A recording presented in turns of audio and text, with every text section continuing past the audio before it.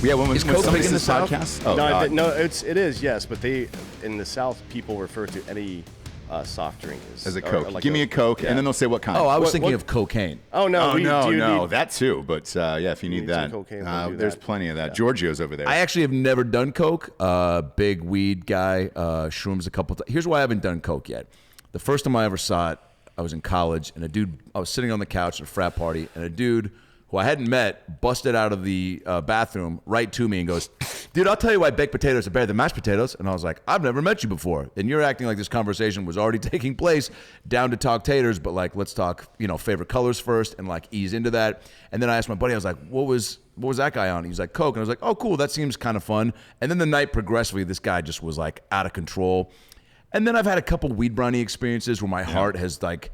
You get to that point where you get so paranoid, you play that game with yourself where you're like, okay, if I do this, my heart won't pop out of my chest. It's like being in a sensory deprivation chamber. Yeah. So I was on the little makeshift patio that my place had at the time, and I started kind of, it was a mixture of like tap dance, river dance, and for some reason in my head I was like, if I keep fucking, step ball changing out here, my heart won't explode. And like literally, it was the apartment complex had like a pool in the middle and like apartments all the way around, kind of like Melrose Place. Yes. Was it on Beechwood Canyon? This was on Laurel Avenue, a block from the Laugh Factory in LA. Yeah. And so there's a guy across the way. There's like 3 a.m. I was with Josh Wolf.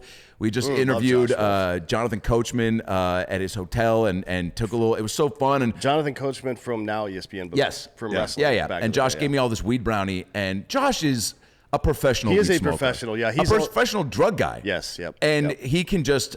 But I was just, sometimes when you're just feeling good and you roll the dice and you're like, you know what, man, like I had a good workout today. I had this and that, a pod to close the night. It's only 8:30. Like I can get fucked up. So I ate too much brownie, find myself just moments away from a cardiac arrest. And I'm on the patio fucking, shuffling. And for about 8 minutes, and then I just hear from across the apartment, I just hear some guy go, "Are you okay?" And I'm like, yo, you let me do that for 8 minutes before you thought, maybe he's not rehearsing for a play. Yeah. And so then I went inside and momentarily sobered up. But just that, and then knowing that like Coke can speed everything up has really like made me afraid to get the heart rate to a place where it could be scary. I now, that being understand said, I am definitely like succumbed to peer pressure like anybody. So let's say Betty White walked in here, right? 99. 99-year-old gangster Betty White, who I think is still fucking getting it in too. I read some article like at 95 where she was like, "I still love a good old fashioned finger blast." I'm paraphrasing what she said in the article, but I think you're correct. I think it was finger blast. I think she said she would catch a finger from time to time. That's it. That was a cleaner version of it. Yeah. But if she came in and was like, "I've got a couple bumps." Or rails. What's the terminology? Bumps or rails? Bumps or rails. Bumps is kind of just like a pick me up. It's a nice thing. It's a nice little. Is a bump like if you were hitting a one hitter? Yeah, well, you just kind of like a little dab right there. It's just like how's your father, right? Yeah. But a rail is like let's have a conversation. Tell me where you're from. You know what I'm saying? Like you're going into somebody's it's for the past. casual druggie. Correct. Yes. So a rail is like let's talk. You're for a trying while. to swim to Cabo. Yeah, let's chat. You're gonna have a 5-minute convo. There's a guy named Euge. I was just in Australia doing the Young Rock show, right? And I had to quarantine for 2 weeks. Then I was out for 3 weeks to basically live a normal life because their cases are down, maskless, doing shows, went to a rugby game. And I'm doing a show one night, and this 6'6" guy who's just looked like he ate Chris Hemsworth. He's gigantic.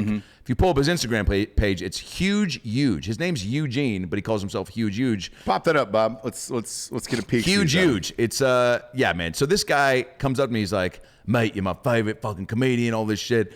I'm like, "Oh, thanks, man. You must have not seen Huge like Eugene, not like Trump. Yeah, Huge Euge. Yeah, there you go.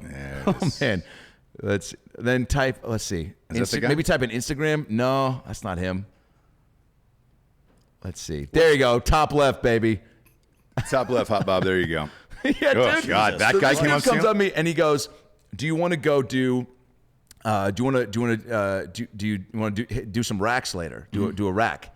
And I'm thinking he means pool. So I go, "Oh hell yeah, man! Hell yeah!" And then he leans in and goes, "Fuck yeah, dude!" Like really intense. And I was like, "Oh, I don't think he meant pool. I think he meant something else."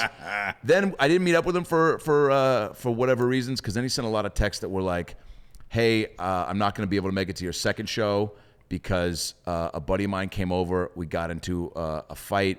He threw a chair at me. I threw him through the wall. Yada yada yada. The strippers left. What are you doing tomorrow? And I was like, hey man, give me a day to Process digest that. all this. Jesus The Christ. problem is when you do coke. That seems like the wrong guy to do it with for the first time, right? Anytime. Because we discussed this yesterday. We were on for 8 hours for the AFC and NFC Championship yesterday.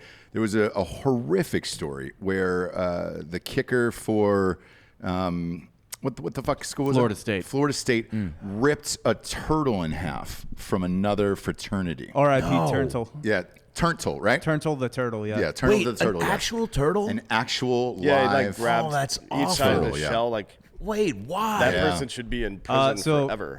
The football players got in a fight with the frat, and Guayo, who was the kicker for Florida State at the time, just took the frat turtle and ripped it in half. Shell to shell, and then boom. That is so fucking gnarly. sad. But that's probably why you don't want to do coke with a bigger guy, because shit like that is going to happen. It's going to live in your mind forever. What you just described, him throwing somebody through a wall and then the strippers and all that other shit, at some point, he probably gave a rap on the beak to one of those strippers, right? Probably out of accident, but was just like, get the fuck out of here. I've got 2 lines left. It's not for you, you know?